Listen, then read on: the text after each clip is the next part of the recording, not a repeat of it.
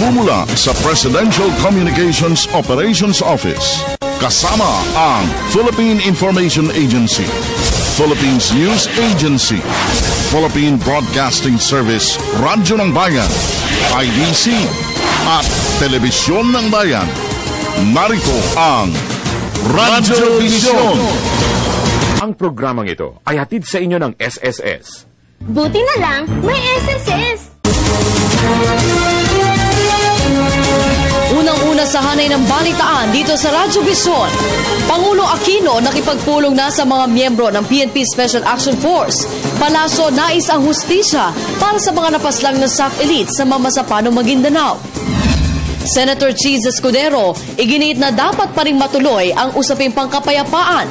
Pagpapanagot sa mga sangkot na miyembro ng MILF at BIFF dapat isulong. Pamunuan ng MILF, iginiit na hawak nila si Marwan. 3 leader ng MILF at BIFF itinuturong sangkot sa madugong Mamasapano misencounter. At GDP ng Pilipinas para sa taong 2015, inaasahang tataas pa. Siksik ang ating balitaan dito sa Radyo Vision sa Media ng Bayan.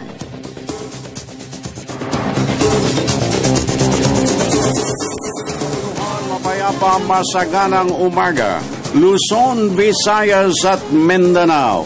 Saan man kayo naroon, anuman ang inyong ginagawa sa mga oras na ito, samahan po ninyo kami sa isa na namang edisyon ng ating Radyo Vision sa Media ng Bayan sa araw na ito ng Monday, first Monday of the month of February, 2 na po tayo, 2015. At makakaagapay po natin, makakapiling natin sa ating PTV4 Telestudio ang ating mutya ng Antipolo City, none other than Zarina Luzuegro. At dito naman sa ating Radyo ng Bayan booth, makakasama natin ang walang kakupas-kupas.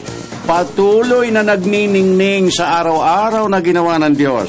Ang aking kaagapay, Miss Vivian, good morning. Good morning ka, Francis. Magandang umaga po sa lahat ng taga-subaybay ng Radyo Vision. Samahan niyo po kami sa susunod na 1 oras na paghahatid ng mga pinakamaiinit na balita sa iba't ibang bahagi ng Pilipinas. Ako po ang inyong lingkod, Vivian Gulia. At ang inyo pong kaagapay, Francis Cancino, will be on till 7 o'clock in the morning sa pagpapakawala natin ng mahalagang paglilingkod ng pambayan, pagtalakay natin sa mga napapanaong mainit na mga usapin, at siyempre pa sa ating hapag ng talastasan mamaya sa pagpapatuloy ng ating mga pakikipag-ugnayan sa mga ahensya ng ating pamahalaan. Again, Friday, na tayo? February na. Yes, Love happy month. February. Ang bilis naman talagang umusad ang tigatik na mga orasan at paglipas ng mga dabit hapon. Ang bilis-bilis, naghiwalay tayo, January, February na ngayon. Biro mo yan. Oo nga. Kaya nga sabi mo last week, see you next month. See you next month. At meron tayong pakiusap dito, Bibs. Meron tayong pakiusap sa ating mga listeners and viewers nationwide at sa lahat ng ating mga kababayan. Yung medyo naging kritiko nitong mga nakalipas na araw matapos ang madugong insidente dyan sa Mamasapano, Maguindanao.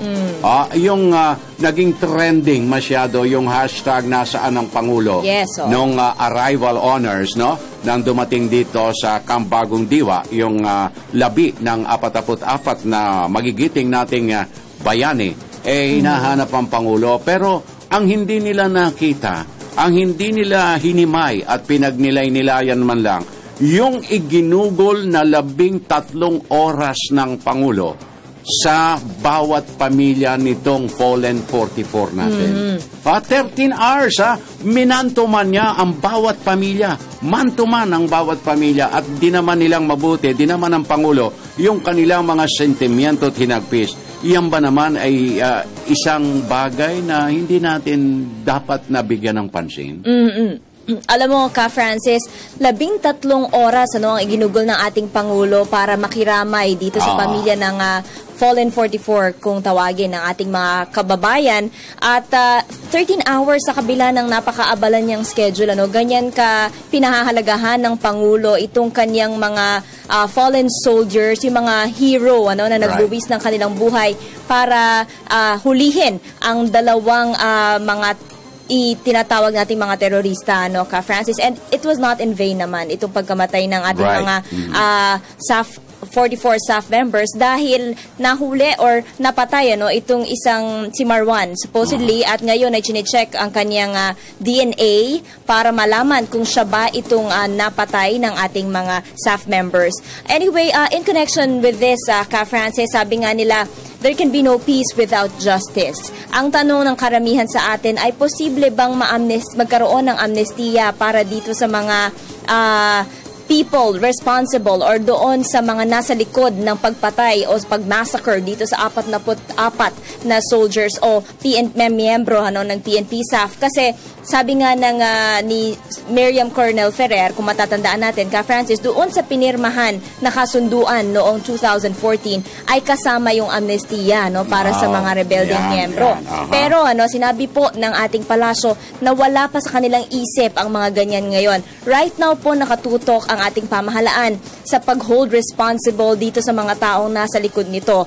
Ang gusto po ng palasyo, magkaroon ng investigasyon at magkaroon ng kaparusahan, angkop na kaparusahan para po doon sa mga nasa likod ng pagpatay. Alam mo, 101% I agree with your perspective dito sa bagay na ito, Viv, sapagkat madali ang magpatawad, pero sino ang patatawarin natin? Kinakailangan malaman muna natin who is the brain, who is behind the operation. Sino ang dapat papanagutin? Kasi itong mga players lang naman itong mga nandiyan nagsagupaan Pero yung utak, yung pinaka, nagbigay ng basbas o yung nagmando, yan ang dapat malaman natin. So, mabibigyan ng appropriate note kung ito ba'y dapat patawarin, bigyan ng amnestiya o ano ba.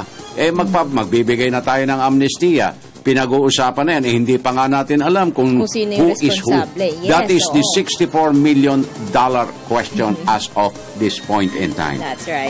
Okay. So, Bips, katakot-takot na itong mga Truth Commission. Meron itong Senate, magbubuo ng Truth Commission. Ito namang ating kapulisan, PNP, meron din silang gagawing inquiry. At ang pamahalaan ay nagpadala na ng Board of Inquiry at katakot-takot Pati Commission on Human Rights. Pati Commission on Human Rights. Isa sa mga solemn duty nila yan, alamin. So, abangan natin ang mga susunod na mga pangyayari from day to day. Tignan natin kung ano ang magiging kapakipakinabang at makatotohanan at iwasan na natin muna ang mga espekulasyon para hindi nag-aalab ang damdamin ng bawat isang mga ikangay namimighati sa ngayon at let us call for peace.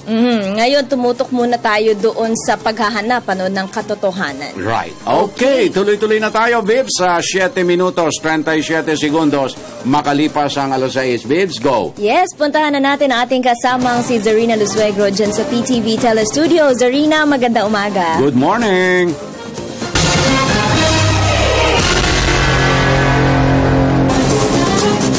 Maraming salamat, Francis and Vivian. Maganda umaga, Bansang Pilipinas. Ngayon po ay ikalawang araw ng Pebrero sa taong 2015. Narito na po mga balitang nakalap ng media ng bayan. Una sa ating mga balita, sa gitna ng pagdadalamhati sa pagkamatay ng kanilang mga kasamahan sa Mama Sapano, Maguindanao, nawagan po si Pangulo Aquino sa mga miyembro ng PNP Special Action Force na panatilihing mataas ang kanilang moral at patuloy na ipagtanggol ang bansa laban sa mga masasamang elemento ng lipunan. Binigyang din ng Pangulo ng pagkakataon ang mga miyembro ng elite force ng pulisya na magpahayag ng kanilang saloobin bilang bahagi ng umiiral na demokrasya. Kasunod nito ay nagpayag din ng suporta ang palasyo sa pag-usad ng mga investigasyon kaugnay sa bakbakan sa Mama Sapano, Maguindanao na ikinasawi ng tinaguriang Fallen 44. Ayon kay PCOO Secretary Sunny Coloma, hahayaan ng pamahalaan ang paggulong ng anumang investigasyon na may layuning alamin ang katotohanan kaugnay sa Mama Sapano misencounter. Kasabay nito, binigyang diin ng kalihim ang pakikiisa ng pamahalaan sa panawagan para sa katotohanan at hustisya para sa mga bayaning pulis. Bukod sa Senado, Kongreso at Commission on Human Rights, una na nagpahayag ang ilang pribadong organisasyon gaya ng International Monitoring Team o IMT at Coordinating Committee on the Cessation of Hostilities o CCCH sa mga magsasagawa ng pagsisiyasat ukol sa naturang insidente. At po ng pagkakataon ay pinapahayag at pinaparating po ng ating Pangulo yung buong determinasyon niya bilang Pangulo at ang determinasyon ng buong pamahalaan din para makamit ang katarungan, para po mapanagot ang lahat ng responsable at maipagpatuloy po yung ating laban sa paglaban sa terorismo at yung pagpapalawag din ng proseso sa paghahanap ng pangmatagalang kapayapaan. Maaari lang pong nagkakaiba ng timing yung mga pagpapahayag na yan doon sa mga actual din na mga pahayag ng Pangulo. Natunghayang ko rin po ang statement ng AGPO at iba pang mga grupo. At nakikita ko naman po doon na kahalintulad din naman yung kanilang pagnanasa na magawaran ng katarungan ang pangyayaring ito. Samantala, naniniwala po si Senator Cheese Escudero na marapat pa rin pagpatuloy ang usaping pangkapayapaan sa kabila po ng pagkasawi ng 44 na PNP Special Action Force sa Mama Sapano, Maguindanao. Subalit sinabi din itong dapat panagutin ang mga miyembro ng Moro Islamic Liberation Front na nakasagupa ng Special Action Force. Aminadong senador na hindi ito magiging madali, subalit kailangan umanong pagpursigihan ito ng pamahalaan. Nabanggit din ni Escudero na pansamantalang sinuspindi sa Senado ang pagtalakay sa Bangsamoro habang wala pang linaw ang isinasagawang investigasyon ng MILF kaugnay sa engkwentro. Hiniling din po nitong isuko ng MILF sa pamahalaan ang kanilang miyembro na responsable sa Fallen 44 upang mabigyang hustisya ang kanilang pagkamatay. Tiniyak naman po ngayon ng Malacanang ang ganap na kahandaan ng Sandatahang Lakas ng Pilipinas sa bantang pagganti ng Bangsamoro Islamic Liberation Front o BIFF. Ayon kay PCO Secretary Sunny Coloma, sapat po ang kahandaan ng buong puwersa ng gobyerno upang tiyakin ang kaligtasan ng mga mamamayan. Handa po ang Sandatahang Lakas at lahat ng puwersa ng pamahalaan para labanan po ang ganyang balak at tiyakin ang kaligtasan ng ating mga mamamayan. Kaya po ang kahandaan ng Sandatahang Lakas.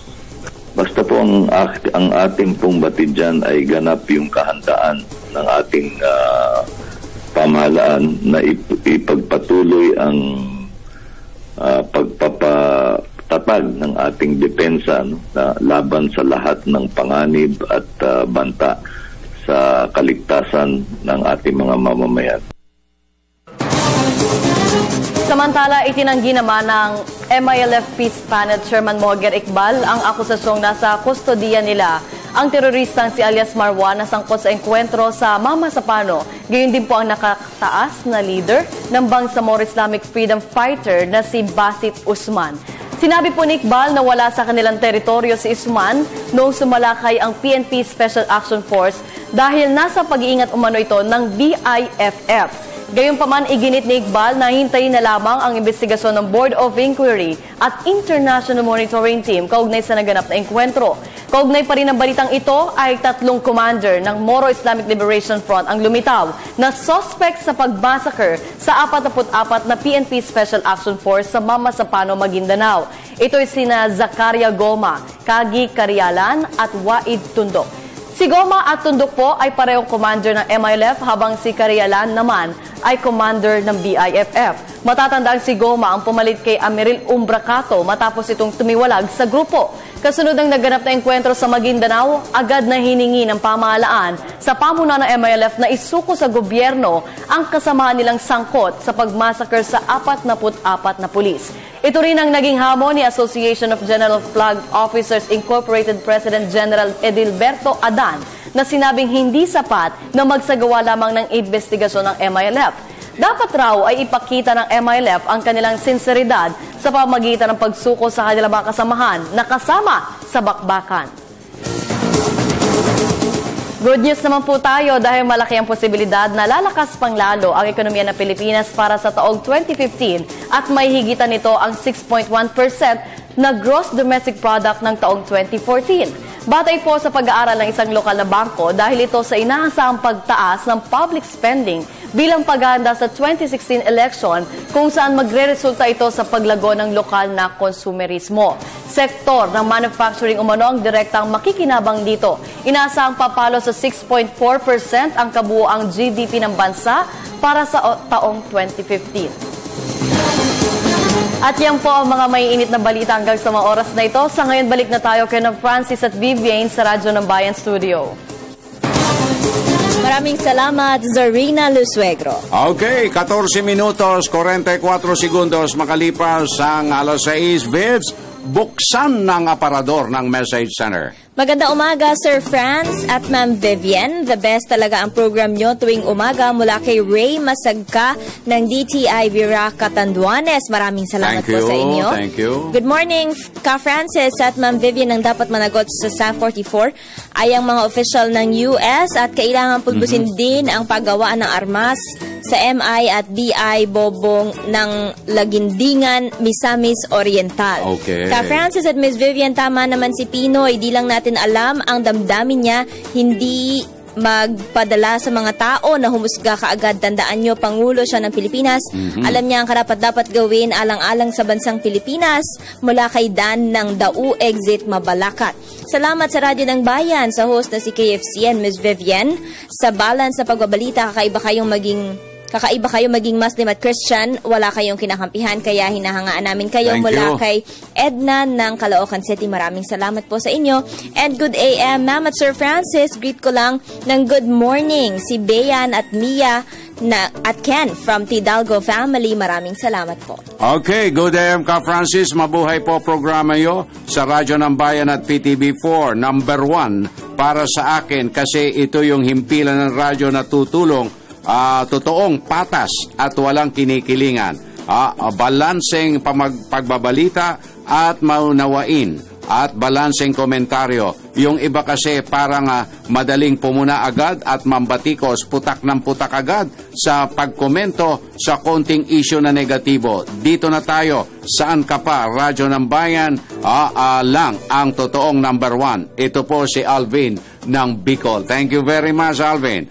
Good AM, Sir Francis, Ma'am Vivian. Out of 44 killed PNP SAF, 5 of them were Alpha Phi Omega brothers. Uy, naku po. Sila ay sina Police Inspector Ryan Pabalinas, Police Senior Inspector Gary Aranya, Police Inspector Max Jim Tria, PO2 Cham Agabon, and PO1 Romeo Sempron. Please pray for the eternal repose of their soul. Thanks po. Apo Bicol. Okay, makakaasa kayo. Thank you very much. So, tuloy-tuloy na tayo, Bibs. At sa paraanin na natin ang unang bulusok ng ating Provincial Roundup. Bayan Patrol Report. Unahin natin ang ating radyo ng Bayan Hingog with Marley Ledesma. Marley, maayong buntag, konektado ka. Maayong buntag sa tanan. Inihayag ni Dr. Rene Raniua, dentista ng City Health Office, na ang buwan ng Pebrero ay National Oral Dental Month kung saan inobserba ito ng lungsod at patuloy ang puspusang information education campaign sa mga barangay ng lungsod para sa mga magulang at kabataan na anya tinututukan ang mga preschoolers ng daycare centers at yaong ang edad ay 1 taon hanggang 3 taong gulang, mga buntis at senior citizen. Bawat taon may libreng toothbrush at toothpaste ang kanilang ipinamimigay sa mga kabataang nasa daycare centers matapos ang ginawang toothbrushing drill para malaman nila ang tamang paraan ng pagsisipilyo ng ngipin kung saan may search ng orally fit child sa mga barangay ng lungsod na anya patuloy ang programa na siyang dahilan. Mas menos na ngayon ang mga kabataang may dental caries. Dagdag naman ni Dr. Madeline Chavez, City Dentist ng City Health Office, maliban sa tamang paraan ng pagsisipilyo, tinuturuan ang mga preschoolers ng tamang nutrisyon na maaga pa lang ay maturuan sila ng kahalagahan ng pagkain ng gulay at prutas upang hindi sakitin. Nasaklaw ang mga pagtuturo sa mga buntis di lang sa nutrisyon kundi pati na sa tamang pag-aalaga ng ngipin ng kanilang mga sanggol at sa sarili. Anya karamihang problema ng ngipin ng mga mamamayan ng Hingoog ay ang dental caries at gum disease batay sa kanilang ginawang fieldwork sa mga barangay. Ang tema sa pagdiriwang ng buwan bilang National Oral Dental Month ay nakangiti ang kinabukasan kapag ngipin ay pinangangalagaan.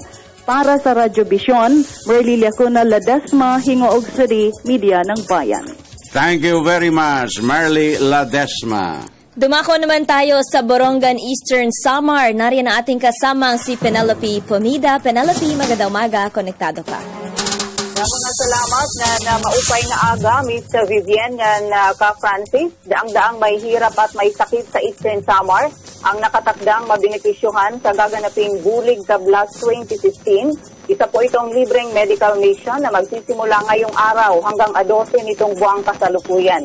Ang naturang medical mission, kung tawagin ay Bulig Tablas Medical Mission na BKMM, na isasagawa sa Eastern Samar Provincial Hospital, ay pinatutupad ng Diocese ng Borongan sa pakikipagtulungan ng Diocese of Juliet ng Amerika sa tulong naman ng pamahalaang panlalawigan ng Eastern Samar. Napag-alaman ng Radyo ng Bayan na ang medical mission ay 11 taon nang isinasagawa dito sa lalawigan upang matulungan ang mahihirap nating kababayan.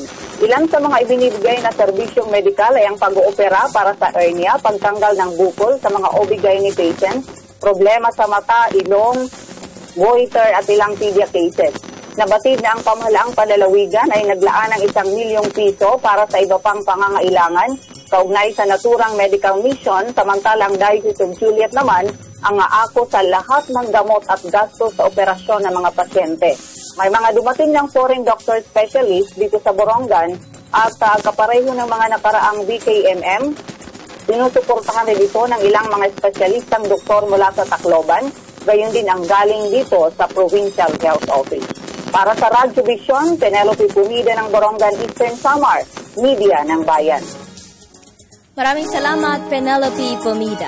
Puntahan naman natin ang ating Radyo ng Bayan Dagupan with Dexter Dupagan. Dexter na imbagabigat, konektado ka. Baligya salamatan mabigya kabosan. 3 araw na magsasagawa ng special recruitment activity ang Provincial Employment Services Office o PESO Pangasinan para sa mga nurse at medical personnel na nagnanais magtrabaho sa United Kingdom. Ayon kay PESO Chief Alex Ferrer, nakatakdang na sa aktibidad sa Pebrero 5 na gaganapin sa SM City Rosales, sa Pebrero 6 sa lungsod naman ng Alaminos at sa Pebrero 7 sa mismong tanggapan ng PESO sa bayan ng Lingayen. Dagdag pa ni Ferrer na walang placement fee ang sisingilin sa mga aplikante at libre rin ang orientation at coaching para sa International English Language Testing System. Kaugnay nito, pinagmalaki ni Ferrer na patuloy na dumarami ang bilang ng mga Pangasinense nagkakaroon ng trabaho dahil sa nasabing aktibidad. Para sa Radyo Vision, Dexter Dupagan mula sa Dagupan City, konektado ka. Thank you very much, Dexter Dupagan. Nagatid sa ating orasan, 22 minutos at 17 segundos. Makalipas ang alas 6, Bebs. Yes, happy viewing muna kay Madison Saniang. At good morning ka, Francis at Ma'am Vivian. Lagi kaming sumusubaybay sa inyong programa. Malakas kayo dito sa Southern Leyte. More power to your program from Tidalgo family. At isa lamang opinion. Gandang umaga, Ate Vivian and poging ka Francis. Oy, salamat. Dapat pag-aralang mabuti ang gagawing hakbang sa pag-iimbestiga sa nangyaring engkwentro sa pagkamatay ng mga pulis sa Maguindanao upang mabigyan din ng karampatang kaso ang dapat managot. Kawawa naman ang mga pamilyang naulila. Mula kay Junjun Kalong ng Barangay Rawis, Vilmas Kitchen dito sa Calbayog City, konektado ka. Thank you. Samantala mga kaibigan, sa oras na 22 minuto makalipas ng alas 6 ng umaga, alamin na natin ang pinakahuling lagay ng ating mga lansangan dito sa Metro Manila mula sa ating kasamang si Julius Disamboron. Julius, magandang umaga. Good morning. Magandang umaga sa inyo, Francis at Vivian. Magandang umaga, Pilipinas. Magandang umaga, Metro Manila. Atin na pong silipin ang pinakahuling lagay ng mga pangunahing kalsada sa lungsod sa tulong po ng MMDA Traffic Metro Base. Unahin po natin ang bahagi po ng EDSA Pituazon sa lungsod po ng Quezon. Sa mga oras po ito, wala na itong halong biro dahil po yung southbound lane natin kung saan nga po patungo po ng area ng lungsod ng Makati, Pasay at ng Parañaque ay unti-unti na pong nagsisikip ang daloy ng ating mga sasakyan. Pero yung bahagi naman po ng northbound lane, pabalik po ng North Avenue at pati po yung service road na patungo ng Araneta Center at ng Cubao sa mga sandali pong ito ay nananatili pong maluwag para sa daloy ng ating mga sasakyan. Lipat tayo ngayon sa may bahagi ng EDSA Magallanes, yung mga sasakyan na patungo sa may area po ng Ninoy Aquino International Airport o kaya po ng South Luzon Expressway. Nananatili pong possible green and going para sa ating mga motorista ang sitwasyon ng trapiko dyan po sa lugar na iyan. Pero yung mga galing po ng SLEX, papasok po kayo sa may bahagi ng EDSA, ay asahan nyo na po ang unti-unti ng pagsikip sa daloy ng ating mga sasakyan, lalo na kung kayo po ay patungo ng EDSA Ayala o kaya ng EDSA Orense. Sa bahagi naman po tayo ngayon ng C5 Green Meadows bilang alternatibong daan ng ating mga motorista sa mga sasakyan natin na manggagaling po sa may area po ng Tiendesitas at ng Market. Patungo po kayo ng University of the Philippines o kaya ng Tandansora sa lungsod ng Quezon. Ang inyong mga kumakaliwang sasakyan po lamang sa bahagi po ng C5 ang nagkakaroon po ng pag-iimpil dahil po doon sa ipinapatupad na stop and go signal. Pero maluwag pa rin po ang daloy ng ating mga sasakyan. Gayon din po yung mabilis pa namang trapiko sa may bahagi po ng southbound lane, pabalik po sa may area ng Tiendesitas o kaya kung kayo po ay tutungo bilang alternatibong daan patungo ng Bikutan dyan po sa Taguig. At sa may bahagi naman po tayo ngayon ang lungsod ng Maynila, Quirino Grandstand area. Nagiging maluwag pa naman po hanggang sa mga oras na ito yung ating daloy ng sasakyan sa patungo po ng Anda Circle o kaya ng Intramuros. Gayon din po yung mga patungo ng Coastal Road dahil po sa mga oras po ito, ngayon nga pong araw ng Lunes, simula po ng pasok sa mga eskwela at trabaho, kaya doon sa mga kababayan po natin, madali na po tayo dahil mamaya-maya pong konti, syempre asahan nyo na po yung rush hour natin pagsapit ng 6:45 o kaya mismong alas 7 ng umaga. Eto, tingnan natin, rush hour na kaya sa may bahagi ng Philcoa sa lungsod po ng Quezon. Makikita po natin sa may bahagi ng Philcoa ang live na kuha ng aming mga kasama ng Unit 4, yung mga sasakyang galing po ng SM Fairview o kaya po sa may bahagi ng San Jose del Monte City sa lalawigan ng Bulacan. Nagkakaroon na po tayo ng kaunting pagbagal sa daloy na ating mga sasakyan. Lalo na po yung mga approaching sa may bahagi po ng Elliptical Road at asahan nyo na po yan. Mamaya pong alas 7 ang unti-unti na pong pagsikip sa ating daloy ng ating sasakyan. Francis Vivian, hanggang nating number coding ngayong araw, number 1 at 2, iwas po lamang sa lungsod ng Las Piñas at ng Makati dahil whole day ang kanilang pagpapatupad nito at syempre meron tayong window hours mula po yan 10 a.m. hanggang 3 p.m. Ako po si Julius Isamboro, nag-ulap para sa Radyo Vision sa Media ng Bayan. Maraming salamat, Julius Desamboron. Samantala mga kaibigan, alamin na natin ang magiging lagay ng ating panahon ngayong araw mula sa ating kasamang si Jessie Basco, live mula sa Pag-asa DOST. Jessie, magandang umaga. Good morning din sa inyo dyan, Vivian, at good morning, Pilipinas. Mga kababayan, narito na po ang asahang lagay ng panahon ngayong araw ng Lunes. Base po sa 5 a.m. weather forecast ng Pag-asa, patuloy po ang pag-iral ng northeast monsoon o hanging amihan at dito pa rin po yan sa may Luzon area. So sa ating forecast, ang Cagayan Valley kasama po ang Cordillera at ang probinsya pa ng Aurora at Quezon. Asahan po natin dyan ang pagkakaroon ng mga mahihinang pag-ulan. Wala naman pong posibilidad na mangyaring mga localized thunderstorms dahil nga po sa karakteristik nito nga northeast monsoon o hanging amihan. Ang eastern kasama po ang Central Visayas, asahan naman po natin dyan ang pagkakaroon ng maulap na kalangitan at may posibilidad po yan ng mga mahihina hanggang sa katamtamang pag-ulan. At para naman po dito sa Metro Manila at sa nalalabing bahagi pa ng Luzon kabilang po ang Bicol Region at dito po sa may Palawan area, asahan po natin magkakaroon pa rin kayo ng bahagyang maulap na kalangitan at yan po ay may kasamang mga pulupulong mahihinang pag-ulan. And lastly na naman po para dito sa may Western Visayas kasama po ang buong Mindanao. Asahan po natin dyan ng good weather condition. Pero syempre, may mga pagkakataon pa rin po ito ng mga localized thunderstorms na posible po yung magdulot ng mga biglaang buhos ng ulan. Kaya naman paalala po sa mga kababayan natin, patuloy tayong mag-monitor sa mga weather updates na inilalabas ng Pag-asa dito sa Panahon TV. At yan muna ang latest sa lagay ng panahon para sa Radyo Vision mula sa Pag-asa DWST. Ako po ang inyong weather body, Jessie Basco, Media ng Bayan. Balik sa inyo, Vivian. Maraming salamat, Jessie Basco. 28 minutos, 58 segundos makalipas ang alas 6. Babe, silip ulit tayo. Yes, good AM po. Sana mga nasa media ang ibalita ay ang mga bagay na maganda at ang hirap sa iba ay ang mga sinasabi ng mga kritiko sinasakyan ng isa lang. Mula kay Jolina ng Paranaque. Dapat talagang isuko ang kanilang mga baril para hindi pa sila makadagdag sa kasalanan. Ito nga pala si Mike Jones Merencillo.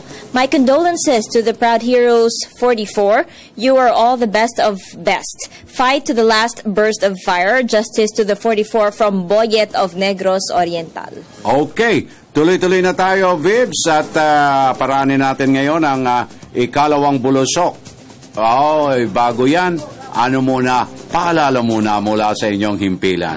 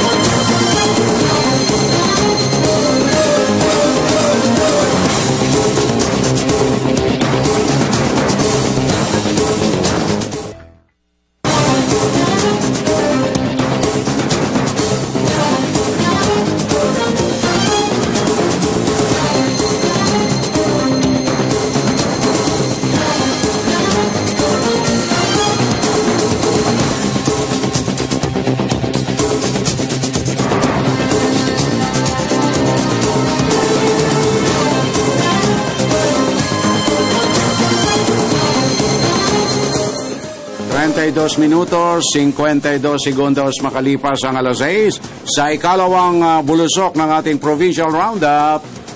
Unahin natin ang Radyo ng Bayan Lucena with Jigs Rodillas. Jigs, magandang umaga. Konektado ka. Kasamang Francis, binuksan ni DOST Secretary Mario Montejo ang isang bagong campus ng Philippine Science High School sa Batangas City na gagamitin para sa darating na school year 2015-2016. Patatagpuan ng campus sa loteng sakop ng Batangas City National High School habang ang pasilidad ng bagong eskwelahan sa Barangay Sampaga ay hindi pa natatapos. Ayon kay DOST Philippine Science High School Executive Director Larry Kabatik, magkakaroon na 3 section para sa mga incoming freshmen ng bagong campus sa may 30 estudyante bawat klase. Pinag-uusapan din kung maaaring itaas pa ito sa 35 upang makapasok ang mas maraming scholar na nakapasa sa sinagawang National Competitive Examination noong Oktubre. Sa kasalukuyan ay mayroong 14 na campus ang Philippine Science High School, kabilang ang nasa Batangas. Inaasahan din na 2 campus ang mabubuksan bago matapos ang 2016. Para sa Radyo Vision, Jigs Rodillas, DWLC Lucena, Media ng Bayan. Thank you very much, Jigs Rodillas. Dumako naman tayo sa Lawag. Nariyan ang ating kasamang si Ronald Valdriz. Ronald, na imbagabigat, konektado ka. Inumpisa ang search for outstanding Ilocano youth sa lalawigan ng Ilocos Norte para sa taong 2015. Mismo ang mga opisyal ng Department of Education, kasamang mga universidad at kolehiyo sa lalawigan ang mangunguna sa paghahanap ng outstanding Ilocano youth sa napaparangalan sa Pebrero 14 o Valentine's Day. Ang pipiliing outstanding Ilocano youth ay kinakailangang nanalo siya ng international competition sa anumang larangan, maging ito ay grupo o individual nitong nakaraang taong 2014.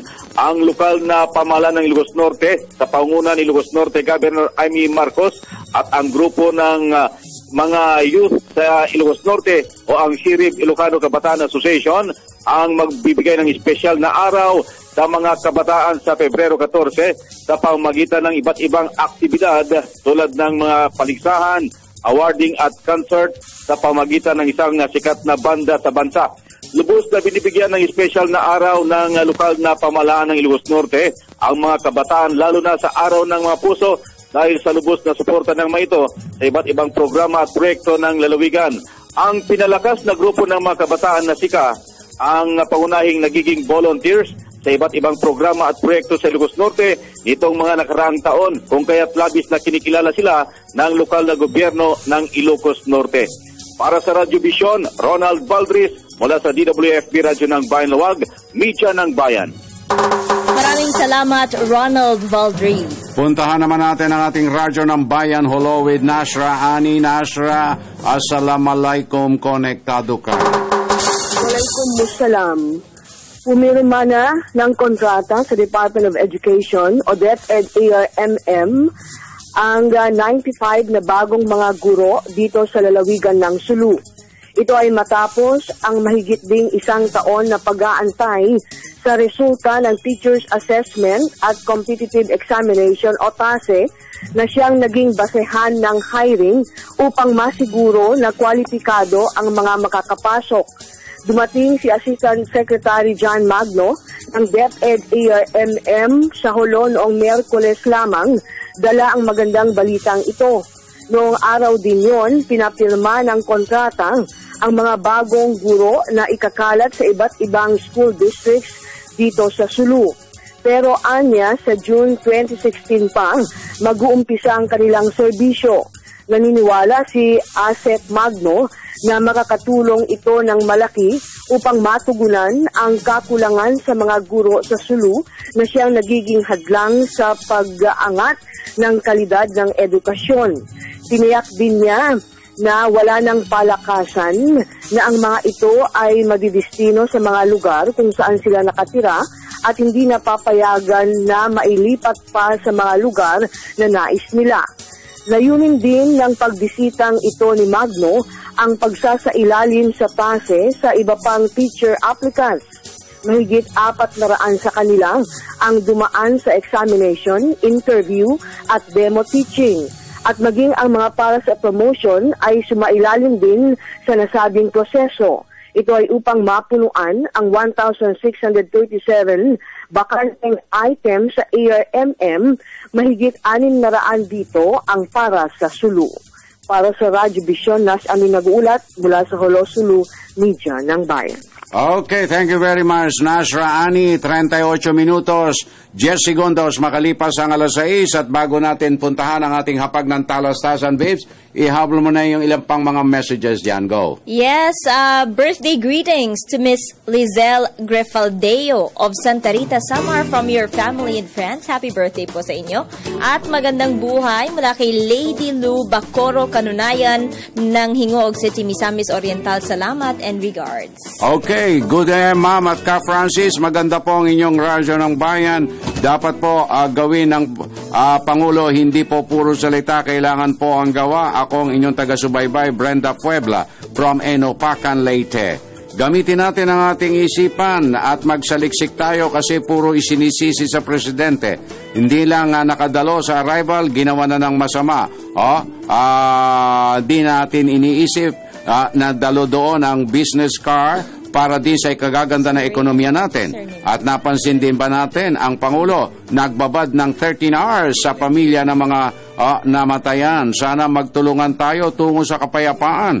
Huwag magpadala sa sitwasyon. Salamat, Dato Aldin ng Sultan Kudarat. Ka Francis, good day po. Alam po natin na ang Mindanao ay pag-aari ng mga sultanate. Meron po ba sila o kasama ba sila sa usapin? Kung hindi po sa gagawin ng gobyerno ay gagawa siya ng malawakang gyera sa buong Mindanao. Karam Reyes po. Okay, alisin na natin sa isip natin yung gyera-gyera.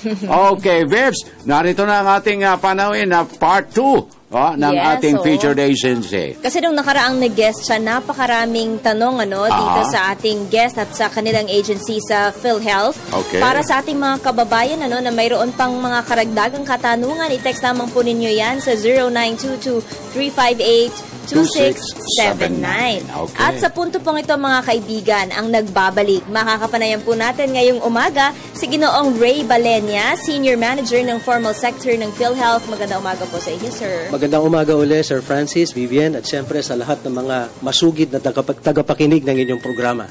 Well, nagpapasalamat kami, Manager Ray, at tinugon mo for the second time around ang aming paanyaya dahil marami pa rin ang nagugulumihanan.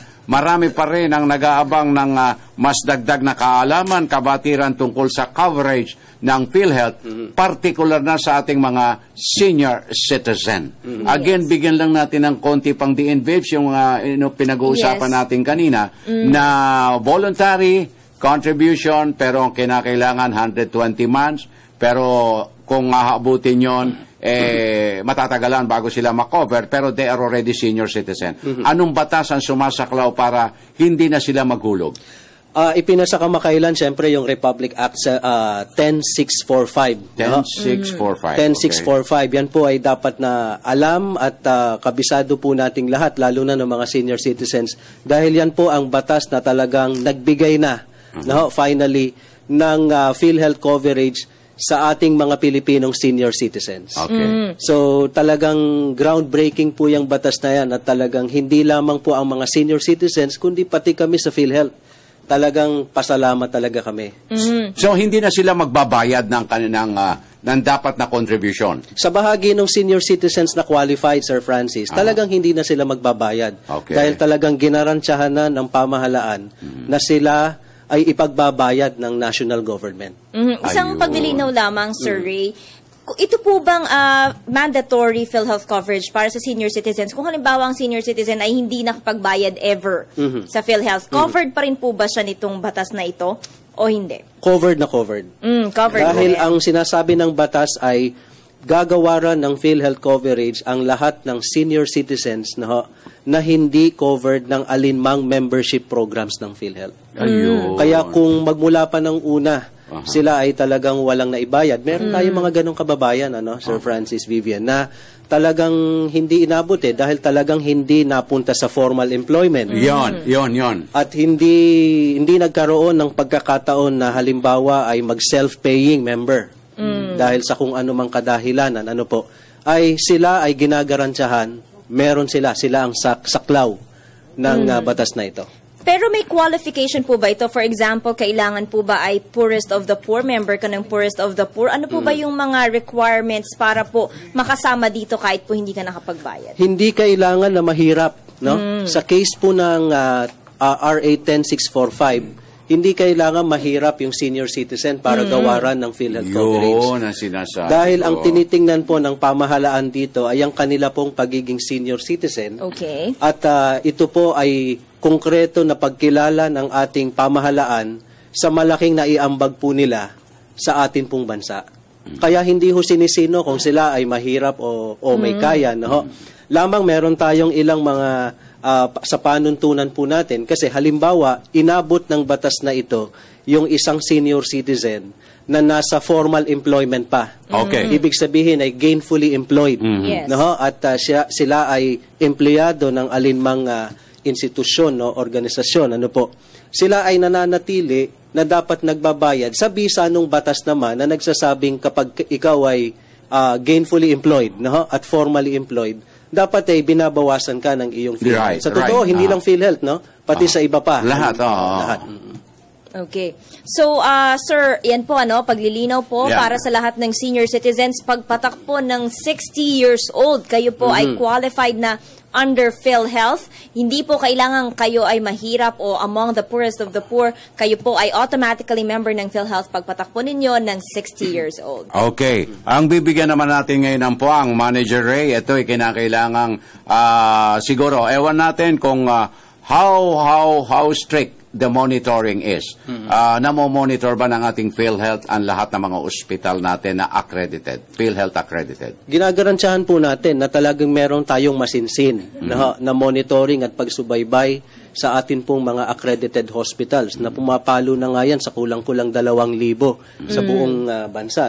Sama-sama na po yan. Meron tayong mga ospital, meron tayong mga freestanding dialysis clinics, mga ambulatory service surgical centers, at iba pa.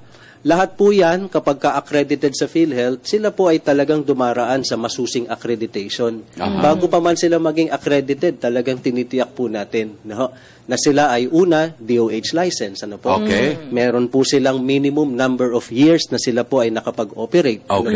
At syempre, meron tayong nakalatag na mga mekanismo na kung saan ay regular po sila na nagre-report sa amin. Kaya talaga nakikita natin yung kanila pong pagsiservisyo sa atin pong mga miyembro. Kaya ako na itanong yan, Vibs, kasi I just want to cite itong ganitong pangyayari, no? Ako bilang isang pasyente na na-admit, okay, alam natin na ang treatment sa ganito, ganito kalaking porsyento ang ibinabawas ng PhilHealth. Okay. Pagpalagay na natin, ito just for the sake of argument, kung halimbawa ang sakit ko na for confinement is 5 days at ang nakatakdang benepisyo ng PhilHealth o bahagi ng PhilHealth is 10,000. Ang singil ng hospital doon sa particular na sakit ko is 15,000. Hindi ba alam ba natin o alam ba ng PhilHealth na kung i-over nila yung kanilang singil para pag binawasan ng PhilHealth, doon pa rin sa dati nilang singil para hindi sila nalugi, kumbaga, at kikita pa sila. Meron bang mga ganitong pangyayari, Manager Ray? Kasi ano yan alam ko na ang ospital sa ngayon, sad to say, no? Hindi ko naman nila lahat, pero maraming ospital ngayon ang negosyo na hindi na talagang for healthcare. Patawad po, pero hindi ko nila lahat yan, pero marami sa na talagang pinagkakakitaan ng ospital. Siguro una, linawin lang natin, Sir Francis, na talagang syempre yung mga ospital, lalo na po yung mga nasa pribadong sektor, po, talagang meron talaga silang business side, po. Talagang kailangan nila na kumita. Totoo po yun, no? Kailangan talaga nila makarecover din. At kinikilala po natin yun, po. Kaya lang, sa bahagi naman ng PhilHealth, ay pinagbubuti naman natin yung level ng ating benefits, no? Yung saklaw ng ating coverage. Para naman po, meron talagang maramdaman talaga ng mga miyembro yung kanilang benepisyo. Ngayon po, doon sa issue nung halimbawa nag-overprice halimbawa yung ospital, po, hindi lamang po ang PhilHealth kundi pangunahin, syempre nandiyan po ang kagawaran ng kalusugan, para talaga i-regulate, i-police po yung pricing aspect na po yan. Lalo na po sa hanay din ng mga doktor, po, ng mga espesyalista. Pero sa bahagi naman ng PhilHealth, close ang coordination po namin sa kanila pong mga organisasyon para naman po yung mga benepisyo na amin pong ino-offer. Hindi naman po yung maging parang baliwala. Kaya nga po, yung pong mga case rates namin, yung mga halaga na itinakda na namin sa bawat sakit at sa bawat surgical procedure, yan po ay pinagkasunduan kasama po nila. Dahil kailangan po doon sa bayad na yon makover na yung basic set, yung basic set of services na dapat ay matanggap ng miyembro. At kinilala po nila yan sa bahagi po ng mga espesyalista at ng mga ospital. Kaya nga po, nakakatiyak po tayo na kapag yung isang PhilHealth member pumasok po sa ospital, talagang very meaningful, yung nako-cover po ng PhilHealth. Yun ang na dapat talaga, yan biyaya makakabawas ng malaki sa pasanin ng mga pasyente. Pero idagdag ko na sa bahagi naman po ng mga mahihirap nating kababayan na may PhilHealth, yung mga nasa indigent program, yung pong mga nasa sponsored program, po, sila po ay nakatalaga doon sa walang dagdag bayad na. Ibig sabihin, kapag sila po ay na-confine sa alinmang pampublikong ospital, saan man po sa bansa, sila po ay wala nang babayaran pa pagkatapos pa ng PhilHealth. Ibig sabihin, bukod sa PhilHealth, di ba normally may copay, merong babayaran pang kaunti. Sa panig po ng mga indigent members at sponsored members, wala na silang babayaran at yun po'y ginarantsahan na rin po ng pamahalaan. Thank you very much. Magandang balita. Ang tawag po doon ay no balance billing. No balance billing. Tiyakin lamang po nila na, kumbaga, magpa-confine sa pampublikong ospital at syempre magandang programa na rin to para ang tangkilikin talaga natin ay yung mga pampublikong ospital.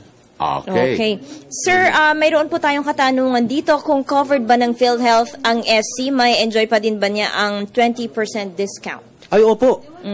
Bago pa man dumating tong batas na ito, ay meron na rin ho kaming paglilinaw na dapat po ang mauunang ibawas ay yung 20% senior citizens discount. Okay. At pagkatapos pong maibawas yung senior citizens discount, alam ko yung may VAT pa yan in-exempt na rin po sila doon. At pagkatapos nun, saka pa lang ho papasok ang PhilHealth. Okay. Kaya halos wala na hong babayaran yung senior citizen. Ano po? Sir, may ito po, karagdagang katanungan, good AM po. Ask ko lang po, kung may PhilHealth number na po, pero ni minsan di pa nahulugan, pwede po bang mahulugan yon o kukuha na po ba ako ng bagong PhilHealth number mula kay John ng Caloocan? Ay, wag na po kayong kumuha ng bagong PhilHealth number, no po? Dahil magdodoble lang po yan. Gamitin po ninyo yung inyong number at ito na po ang inyong gamitin pagka magbabayad na kayo. No? Kasi sa ngayon, may number po kayo pero hindi po kayo active. No? Pero hulugan nyo po yan, no? Magiging active member na po kayo ng PhilHealth. Okay. Now, follow up lang ito. Manager Ray, itong aspeto ng pagbabayad. If you are a voluntary member, supposedly, no? Kung self-employed ka, halimbawa, pwede bang monthly, pwedeng quarterly, pwedeng semi-annually, o pwedeng annually? Paano yung terms of hulog? Ang mode of payment po natin, ang minimum quarterly po. Quarterly, okay. Kasi naisip naman namin for self-paying members, yung monthly ho, masyado ho yung magastos din eh. Kaya ang minimum ay quarterly, pero pinapayagan po namin sila hanggang 1 taon. Okay. Annually. At yun ang pinakamaganda, kung may budget naman po tayong mailalaan para sa PhilHealth. Biglaan na. Para isang puntahan na ho at hindi na po tayo yung pagkakataon pa na makalimot. Kasi medyo masakla po pagka nakakalimot tayo ng payment deadlines. Hindi ho kasi natin nababalikan eh. Magkano po ang minimum contribution? Ang atin pong contribution para po sa mga self-paying members po natin ay 200 pesos a month. Okay. Yan po'y lumalabas na 6 pesos at 660 lang po yan kada araw. 660. Kaya kung doon natin pag-uusapan, napakagaang talagang magkaroon ng PhilHealth. At kailangan na this time. Okay, may text tayo dito. Manager, Ka Francis, ano po ang benepisyo ng mga naulila, anak, asawa, at iba pang beneficiaries ng Fallen 44 sa PhilHealth? Ganito po, no? Meron tayong pulisiya tungkol po doon sa extension ng coverage ng isang principal member sakaling siya ay mamatay. Sa case po ng Fallen 44 ay sila po ay talagang may PhilHealth po yung mga yan eh. Dahil sila po ay bahagi ng sandatahang lakasan ng ating pulis, no? Kapulisan. Nananatili po na sila ay covered pa in the next 4 months. Kasi po, ang atin pong eligibility po kasi kapag gagamit yung isang miyembro, ang hinahanap sa kanya ay at least meron siyang 3 buwang na ihulog sa nakaraang 6 na buwan bago yung unang araw ng kanyang confinement. Okay. So, kung pag-aaralan po natin hanggang sa buwan na sa moment na ang miyembro namatay at siya'y active member, nananatili na may naibayad siya sa programa. Kung tutuusin, pagka tinuos pa natin yan in the next February, 4 months. March, April, May, hanggang May. In the next 4 months po, sila ay covered pa ng PhilHealth. Okay. Kasi sa visa noong pong kanilang mga naihulog pa sa PhilHealth. Labang po, yun nga, hindi natin na isasalin talaga yung PhilHealth membership sa asawa. Hindi ang katulad ng pensyon na nagkakaroon ng survivorship pensioner. Po. Kaya, ipinapayo po namin at kami nakahanda pong asistihan po sila na yun pong mga naiwan po nila ay i-enroll po, magkaroon po sila ng PhilHealth coverage para maituloy po yung coverage ng kanila pong pamilya. Nabanggit na rin lamang, Sir Ray, ito pong Fallen 44. Ang aking pong katanungan, mayroon po bang effort ng PhilHealth para po lawakan ang coverage, particularly dito po sa mga conflict areas natin? Ay, opo. Una ay meron na ho kaming mga hindi pa man nangyari yan, ay bahagi po ito ng peace process, yung peace program ng pamahalaan. Kami po ay naroon na kasama ng iba pang mga ahensya ng pamahalaan sa kanila pong pagkakaloob ng mga serbisyo doon po sa ating mga maapektuhan nung sa Bangsamoro proposed Basic na law. At yung pong mga stakeholders natin doon, yung mga kababayan po natin na maapektuhan po ng nasabing programa, sila po ay nabigyan na ng PhilHealth. Okay. Kaya meron na hong PhilHealth coverage yung mga kababayan nating Muslim na naroon po sa sa Mindanao. Ano po? Okay. Opo. Vibs, meron ka pang message? Yes, ang dami nating mensahe dito. Overflowing good day. And po, manager, kasi po yung mother ko ay 60 na po. Mag-apply po sana ng PhilHealth card. Meron po siyang mga ID na nakalagay yung birthday niya, pero wala po siyang birth certificate na dala. Ayaw po i-honor yung ID niya. Kailangan daw po ay birth certificate. Ano po ba talaga ang requirements na kailangan mula kay Lynn ng Quezon City? Ay, hindi po. Kasi ang kailangan lamang ay yung fully filled out na member registration form at yung kopya po ng kanyang senior citizen's ID lamang. Senior citizen ID lang. Siyempre, yung birth certificate, tama po yun. Pero ngayon, kung may senior citizen's card na, senior citizen's Pwede card lang po. Opo. That will hold. Kung halimbawa lang wala nun, saka lang tayo manghihigin ng iba pa na magpapatunay na sila 60 na. Documents. Okay. Good AM po, tanong ko,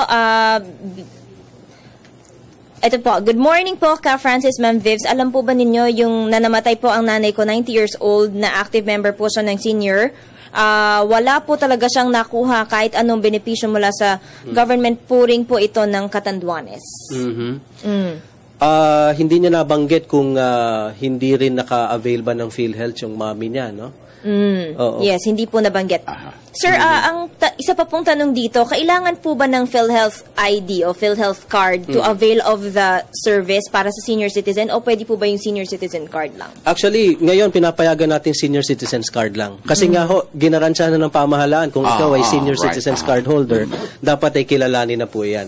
At sa ilang mga ospital na meron po kami na portal, ano po, yun po ay makikita na ng ospital sa aming database po kung sila ay covered ng PhilHealth. Okay. Pero bago ang lahat, ang hotline mo nga, manager, para alimbawa marami pang katanungan pumapasok, baka naman hindi ka na namin maimbitahan sa ikatlong pagkakataon.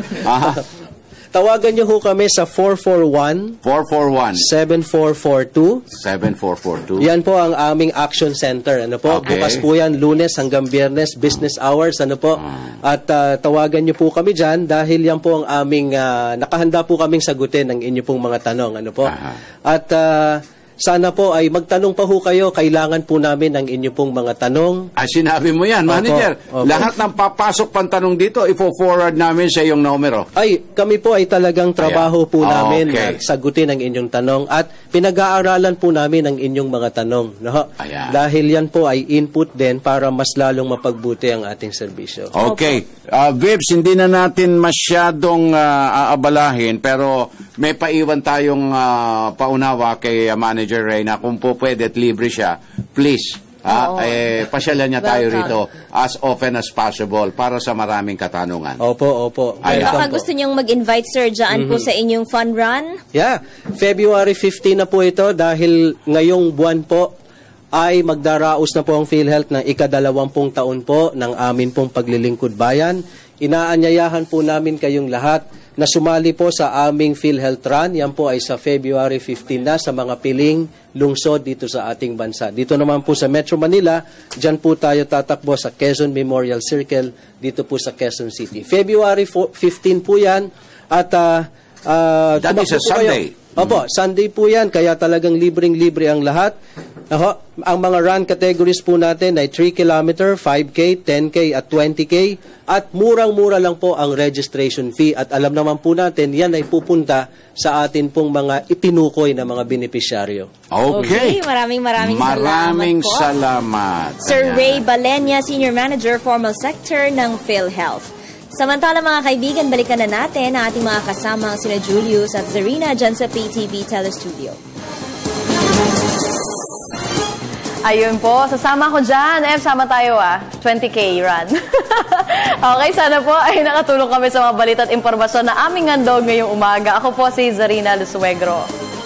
Balik na tayo sa Radyo ng Bayan Studio. Salamat, Zarina Lusuegro. Samantala, makikita natin dito sa tabi ni Ka Francis ang isang plaque of appreciation. Ito po ay para sa programang Radyo Vision Media ng Bayan na ginawa ng pagkilala ng Universal Peace Federation o UPF Asia. Pinapasalamatan po ng grupo namin ang award-giving body sa pangunguna ni Attorney Rene Sagisag, Dr. Chung Sikyong at si Mr. Dan Villa. Ang Team Radyo Vision po at ang naunang Team Radyo Vision through sa Lamdaan ng Kapayapaan segment ay nagsulong ng mga hakbangin at pagpapaliwanag sa usapin ng Bangsamoro Basic Law at iba pang mahalagang issue ng kapayapaan sa buong bansa. Maraming salamat po sa pagkilala. Samantala mga kaibigan, dito na po nagtatapos ang isa na namang edisyon ng Radyo Vision. Pero po para sa mga katututok lang, maaari po ninyong panoorin ang aming delayed telecast mamayang alas 12 ng tanghali sa IBC Channel 13 o sa www.ptv.ph. Ako po ang inyong lingkod, Vivian Bulia. At ang inyo naman pong kaagapay, Francis Cancino, nag-iwan ng isang mapayapa, masagan at magandang umaga. Have a nice Monday ahead of us. God bless. Until tomorrow, maraming salamat po.